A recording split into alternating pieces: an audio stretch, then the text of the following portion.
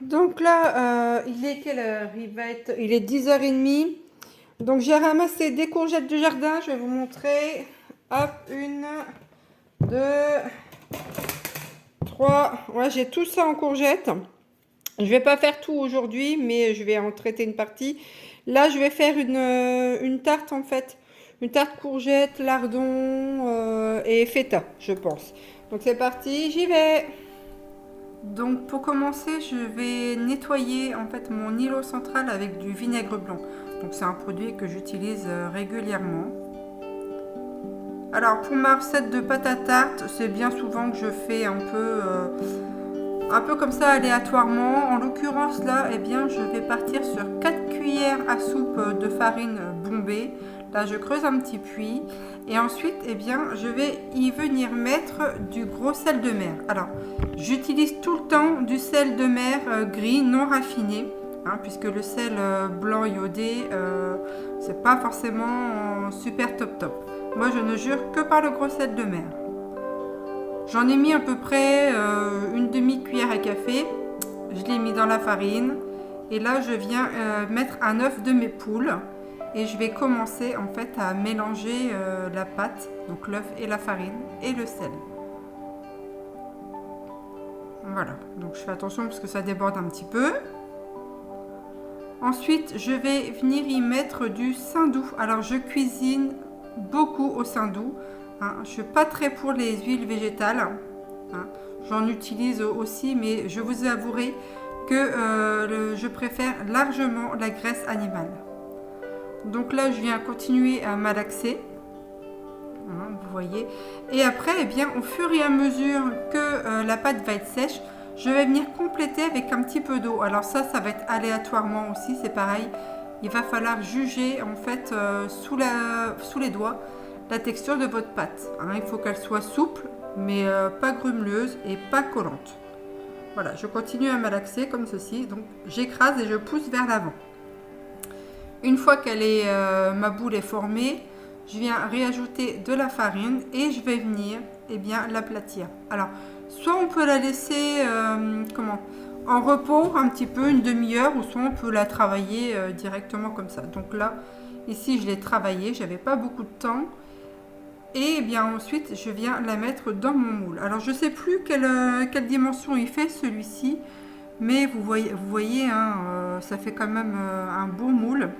Donc là, j'aplatis bien et je fais en sorte de bien venir mettre la pâte, parce que j'aime bien que ça soit les dessins en fait autour de la pâte.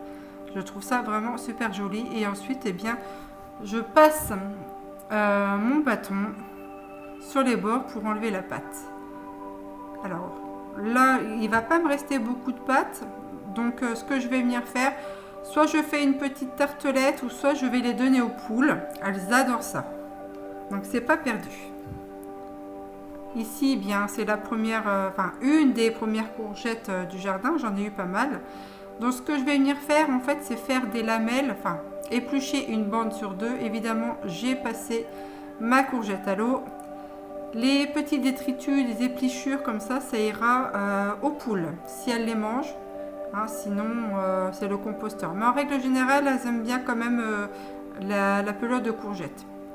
Donc là, je mets ça de côté, je trierai après. Et là, ce sont toutes mes rondelles de courgettes. J'ai pris mon saladier. Je vais chercher à nouveau des œufs. Donc là, ce sont toujours mes œufs de poule. C'est mes cocottes et je peux vous garantir qu'en fait, la couleur des jaunes d'œufs de mes poules n'a rien à voir avec celui des supermarchés. Et même si on prend du bio, même si on prend de l'élevage en plein air, c'est vraiment pas du tout pareil. Moi, elles sont en plein air et de toute l'année et elles ont accès à l'herbe et tout et tout. Donc là, ensuite, eh bien, je vais venir mettre 20 centilitres de crème. J'ai pris un mélange de 5 baies. Voilà, je moule un petit peu dans ma préparation. Alors ça, c'est pareil, c'est toujours un peu aléatoire, mais là la composition ça allait pile poil pour mon moule. Donc il y a 3 œufs, 20 centilitres de crème, un peu de sel et des baies. Donc ensuite, eh bien, je vais venir placer mes rondelles de courgettes dans le fond de mon plat. Alors là, j'ai pris le temps de faire ça à peu près correctement, mais on peut les mettre voilà comme on veut. Hein. Ensuite, j'avais des lardons au congélateur, donc je suis venue en intercaler un peu partout dans ma tarte. Voilà, je soulève un peu. Ici, ce sont les poivrons, enfin le caviar de poivron que j'avais fait. Donc ce que je fais, je découpe des lamelles et je vais venir en mettre un peu partout sur ma tarte. Donc quand c'est comme ça aussi, le caviar de poivron, on peut faire plein d'autres choses aussi avec. On peut en mettre au congèle, on peut en mettre dans des cakes. Vraiment une multitude de choses. Ici, eh bien, je vais venir déposer un peu de feta salakis. Voilà, des petits dés de fromage de brebis. J'en ai pas mis énormément. Hein. Ce que je vais venir compléter ensuite, voilà, par du fromage râpé. C'est une tarte vraiment qui va être gourmande et je peux vous dire qu'elle était vraiment très moelleuse. Donc là, je verse ma préparation au-dessus. Et il ne me restera plus qu'en fait aller la faire cuire. Donc je l'ai mis à 180 degrés au moins une demi-heure. Hein, à vérifier quand même selon les fours. Mais 30 minutes à 180 degrés, c'était pas mal pour chez moi. Ici, eh bien, j'avais fait aussi décongeler un filet de poulet. Donc, je vais prendre de l'avance et je vais venir aussi faire un... Comment ça s'appelle du poulet sauté avec les poivrons que j'ai fait. Un peu comme une sauce salsa, un poulet, oui, un poulet basquez. Je vais appeler ça comme ça, mais voilà. Donc, je me fais dorer donc, mon poulet dans du saindoux. Ensuite, eh bien, ce que je vais venir faire, c'est c'est caraméliser un peu en fait mes poivrons. Alors, je rappelle que j'ai enlevé toute la peau des poivrons. Et une fois que mes poivrons sont caramélisés, eh bien, je vais rajouter donc mon poulet dedans. Je vais assaisonner, donc je vais mettre de l'ail, de l'oignon. Il me reste le restant de la courgette que je vais couper aussi en petits dés. Et je viendrai mettre aussi de la sauce tomate, du concentré de tomate qui me restait dedans.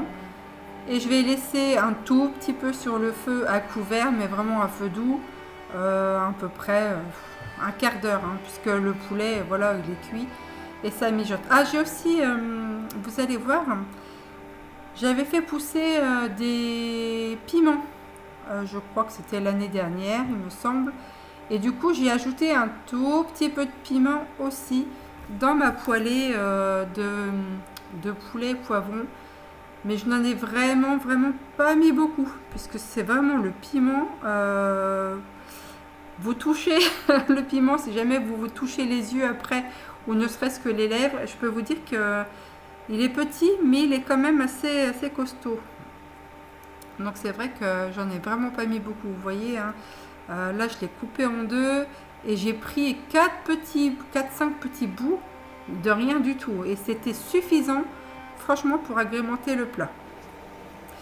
Donc là, ça finit de cuire. Et puis là, vous voyez, hein, la tarte, elle est cuite. Donc j'avais été ramasser aussi de l'origan sauvage. Donc par chez moi, j'en ai quand même pas mal. Donc je fais une petite déco, hein, parce que j'avais envie d'en faire une. Donc je mets les fleurs. Je mets aussi les feuilles et j'ajoute un peu de persil. Et voilà, mon plat il est prêt. Je vous remercie beaucoup et je vous dis à très bientôt.